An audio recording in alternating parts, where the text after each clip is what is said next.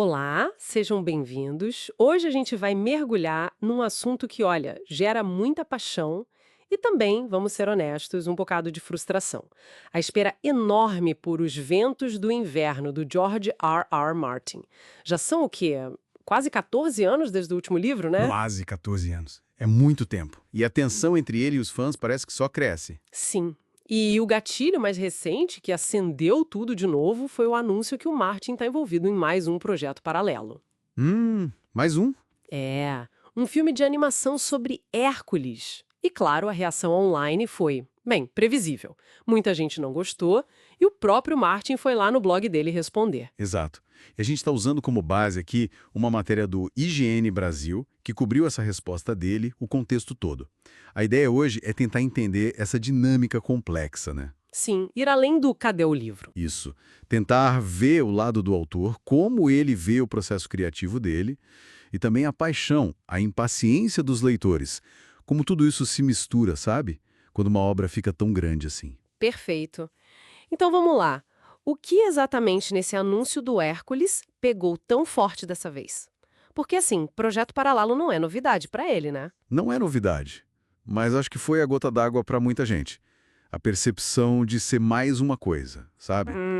Uma distração. Exatamente. Uma distração do que importa para quem espera. Westeros Flustil. Então essa notícia de A Dozen Tough Jobs, por mais que a ideia seja até interessante, Hércules no Mississippi nos anos 20, Parece criativo, sim. parece, mas para quem está na contagem regressiva para o livro 6, soou como mais um adiamento, mais um desvio. Foi um lembrete doloroso da espera. Entendi. E a resposta do Martin no blog, você disse que ele foi direto, ele meio que botou a cara a tapa. Totalmente. Ele não fugiu, não começou tipo, eu sei, alguns de vocês ficarão chateados. E usou uma frase bem forte. Vocês desistiram de mim. Nossa, pesado. Muito. E ele listou mesmo as críticas que ele ouve, tipo palavra por palavra quase. Que nunca vai terminar Os Ventos, nem o livro seguinte, Um Sonho de Primavera. Ah, ele mencionou o sétimo livro também? Mencionou que perdeu interesse, que devia passar para outro escritor, aquela conversa de sempre, né? Que só liga para dinheiro, que os fãs detestam os outros projetos dele, tipo Wild Cards, as antologias. Ele mostrou que tá ouvindo tudo isso. Tá, ele ouve. Mas e aí? O que ele disse sobre isso? Só concordou? Então, aí que tá o ponto interessante. É uma dualidade. Por um lado, ele valida a frustração, tipo, ok, entendo vocês, mas por outro, ele defendeu com unhas e dentes o direito dele de se importar com outras coisas. Ele falou, a coisa é que eu me importo com eles, falando dos outros projetos. Certo. E aí ele reforçou, e eu me importo com o Westeros e Ventos também, mais do que vocês podem imaginar. Ele focou nesse projeto do Hércules, disse que gostou muito do roteiro, do criador. A defesa dele é que um artista não escolhe o que apaixona, né? Não dá para ligar e desligar a criatividade assim. É um argumento válido, do ponto de vista do artista, claro.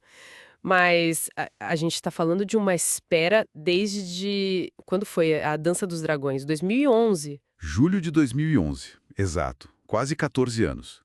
E o Martin já tem 76 anos, isso pesa na percepção da galera também, né? Com certeza. E nesse tempo todo ele não ficou parado, como você disse. Teve muito envolvimento com a série House of the Dragons, outros spin-offs. Sim. Publicou Fogo e Sangue, que é a história dos Targaryen, e até escreveu lore para o jogo Elden Ring. Qual verdade? Tinha esquecido do Elden Ring. Então, são muitos projetos. Alguns ligados ao Westeros, tipo House of the Dragon, outros não. Isso acaba alimentando a ideia de que, bom, o foco talvez não esteja 100% nos livros principais. E ele mesmo já deu a entender isso, né? Que algumas coisas tomaram um tempo demais. Sim, isso é crucial. Em setembro de 2024, ele mesmo admitiu que os projetos de TV consumiram uma parte grande do tempo dele. Hum. E mais recente ainda, agora em abril de 2025, ele foi bem taxativo. Negou um rumor de que o livro estava prestes a sair. Disse não é, não, bem direto. Nossa, então ele tá gerenciando as expectativas para baixo agora. Parece que sim. Talvez para evitar mais frustração lá na frente. É uma mudança de tom, um pouco mais pé no chão, talvez.